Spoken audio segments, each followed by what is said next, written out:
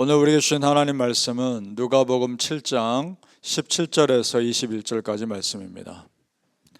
누가복음 7장 17절에서 21절까지 말씀 함께 읽겠습니다. 누가복음 7장 17절에서 21절까지 우리 함께 같이 읽겠습니다. 시작. 요한의 제자들이 이 모든 일을 그에게 알리니 요한이 그 제자 중 둘을 불러 주께 보내어 이르되 오실 그이가 당신이 오니까 우리가 다른 일을 기다리오리이까 하라 하매 그들이 예수께 나아가 이르되 세례 요한이 우리를 보내어 당신께 여쭈어 보라고 하기를 오실 그이가 당신이 오니까 우리가 다른 일을 기다리오리이까 하더이다 하니 마침 그때에 예수께서 질병과 고통과 및 악귀 들린 자를 많이 고치시며 또 많은 맹인을 보게 하신지라. 아멘. 오늘 새벽에 예배하신 하나님의 은혜가 우리 성도님들께 함께 하시기를 예수님 이름으로 축복합니다. 아멘. 자, 오늘 말씀은 세례 요한이 자기 제자들을 보내서 예수님께 묻는 장면이죠. 오실 그 메시아가 당신입니까? 라고 묻는 겁니다. 세례 요한의 사명 우리 다 알죠. 오실 메시아를 준비하는 사역이 그의 사명이었습니다. 그래서 그 특별한 사람을 위해서 하나님이 천사를 보내서 그 세례 요한의 아버지에게 세례 요한이 태어날 것과 이름까지 정하셔서 알려주셨습니다. 그리고 이 아이의 사명은 메시아를 준비하는 사역이다 라고까지도 알려주십니다. 자, 이것을 이미 알고 있는 세례 요한의 입장에서는 누구보다 오실 메시아를 기다렸을 겁니다. 기대감이 컸을 겁니다. 그러던 차에 들리는 소문에 의하면 예수님이 그 메시아다라는 소문이 들리기 시작한 거죠. 그러니까 세례 요한의 마음은 너무나 깊은 겁니다. 이제 자기의 사명을 다 마칠 때가 얼마 남지 않았으니까 너무나 감격스러운 거죠. 기대되고 감격스러운 순간이 다가오고 있는 겁니다. 자, 생각해 보세요. 하나님이 나에게 어떤 사명을 맡기셨는데 그것을 내가 사는 동안에 다 마칠 때가 온 겁니다. 축복 아니겠습니까? 그래서 누구보다 궁금해 있는 차에 묻기 시작한 것이죠. 자, 예를 들어 사도 바울도 죽음을 앞에 두고 자기의 사명을 다 마치고 고백하는 장면이 나오는데 사도 바울이 이런 고백을 하죠. 디모데후서 4장 7절에서 8절입니다. 나는 선한 싸움을 다 싸우고 나의 달려갈 길을 마치고 믿음을 지켰으니 이제후로는 나를 위하여 의의 면류관이 예비되었으므로 주 곧 의로우신 재판장이 그날에 내게 주실 것이며. 아멘. 그러니까 하나님께서 씌워주실 면류관을 기대하고 있는 거죠. 그러면 지금 세례 요한도 비슷한 감정일 겁니다. 아, 이제 나도 그날이 다가왔구나. 그래서 본인도 직접 예수님을 물론 만나겠지만 먼저 제자들을 통해서 확인하고 싶었던 겁니다. 오실 그이가 정말 당신입니까? 20절에 보니까 제자들 둘을 보내서 그렇게 묻습니다. 자, 바로 그 다음 상황이 중요합니다. 21절에 제가 읽습니다. 21절을 보시죠. 마침 그때에, 언제입니까? 세례 요한의 제자들이 예수님께 물을 때 오실 그이가 당신입니까? 물을 때에 그때 어떤 일이 일어납니까? 예수께서 질병과 고통과 및 악귀 들린 자를 많이 고치시며 또 많은 맹인을 보게 하신지라. 질병과 귀신 들린 자와 안 못 보는 자들을 뜨게 하신 기적을 베푸신 겁니다. 마침 그때에. 자, 성경에서 마침 그때라는 표현은 아무 때나 안 씁니다. 하나님께서 어떤 특별한 목적을 가지시고 특별한 의도를 가지고 어떤 일을 하실 때, 바로 그 타이밍에 중요한 일을 하실 때 이런 표현을 씁니다. 지금 예수님도 마찬가지입니다. 세례 요한의 제자들의 질문에 말로 대답하지 않으시고 이런 행동으로 지금 대답하고 계시는 겁니다. 그리고 나서 예수님 뭐라 하시는지 그 다음이 중요합니다. 22절 우리 같이 읽어보죠. 22절입니다. 시작. 예수께서 대답하여 이르시되 너희가 가서 보고 들은 것을 요한에게 알리되 맹인이 보며 못 걷는 사람이 걸으며 나병 환자가 깨끗함을 받으며 귀 먹은 사람이 들으며 죽은 자가 살아나며 가난한 자에게 복음이 전파된다 하라. 아멘. 내가 그 메시아다라고 말을 안 하시고 이런 일들이 일어났다라고 전하라는 겁니다. 자, 이 말씀을 왜 하셨느냐? 이 말씀은 그대로 이사야서에 예언된 내용입니다.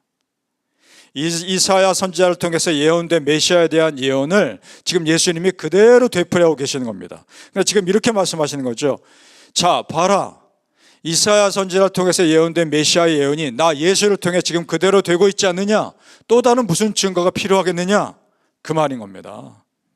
그러니까 이 말을 듣고서 세례 요한과 제자들은 바로 이분이 성경에서 말하고 있는 그 메시아구나 깨달았을 겁니다. 자, 성도님들, 하나님 나라는 말에 있지 않고 능력에 있는 겁니다. 믿습니까? 나타나는 능력으로 하나님 나라를 알 수 있는 겁니다. 성경에서도 그것을 분명히 말씀하죠. 고린도전서 4장 20절 하나님 나라는 말에 있지 아니하고 오직 능력에 있습니다. 그렇다면 우리 믿는 자의 삶도 그래야 할 줄 믿습니다.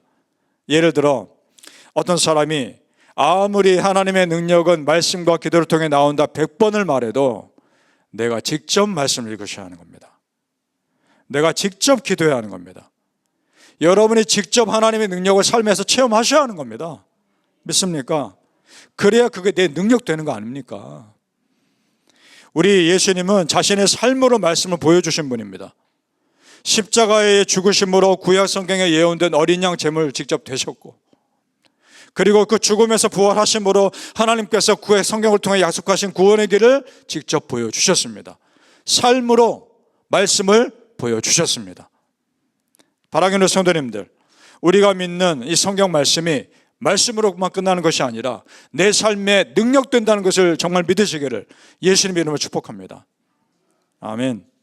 자, 우리가 세상 말보다 하나님의 능력을 의지할 이유가 나옵니다. 그것은 사람들의 말이 상황에 따라 변하기 때문입니다. 오늘 말씀해 보니까 세례 요한과 예수님을 사람들이 비판하는 내용이 나오는데 똑같은 행동을 가지고 그때그때 다르게 평가하더라는 거죠. 자, 33절로 내려가 보시죠. 33절입니다. 시작.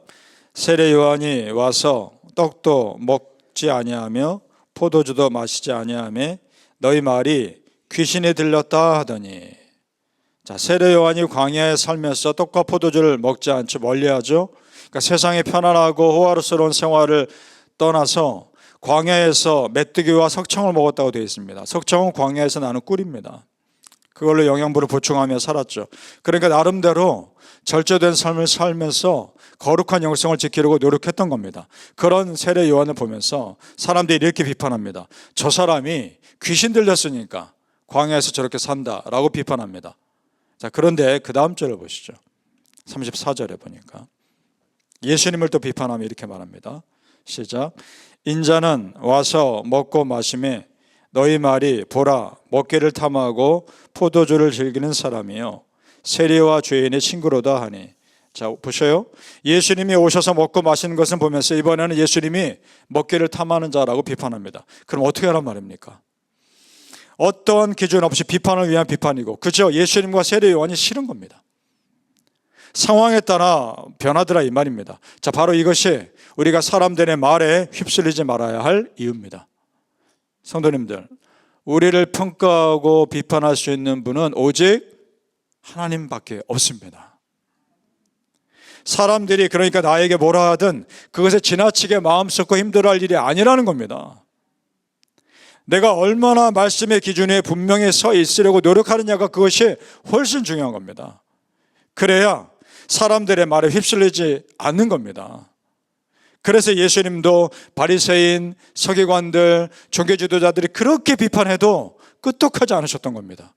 분명한 말씀의 기준이 예수님 안에 있으니까. 여러분, 내 안에 진짜 소리, 하나님의 말씀 소리로 가득하면 세상의 가짜 소리들에 휘둘리지 않는 겁니다. 믿습니까? 바라기는 성도님들, 하나님 나라에는 말에 있지 않고 능력이 있다는 것을 여러분의 삶으로 보여주시기를 예수님의 이름으로 축복합니다. 아멘. 기도하겠습니다. 아버지 하나님, 오늘도 말씀 가운데 도전받습니다. 하나님 나라는 말에 있지 않고 능력이 있다는 것을 내 삶으로 체험하게 하여 주시옵소서. 내 안에 분명한 말씀의 기준이 있어서 세상에 어떤 사람들이 나에게 뭐라 하든 절대로 흔들리지 않게 하여 주시옵소서.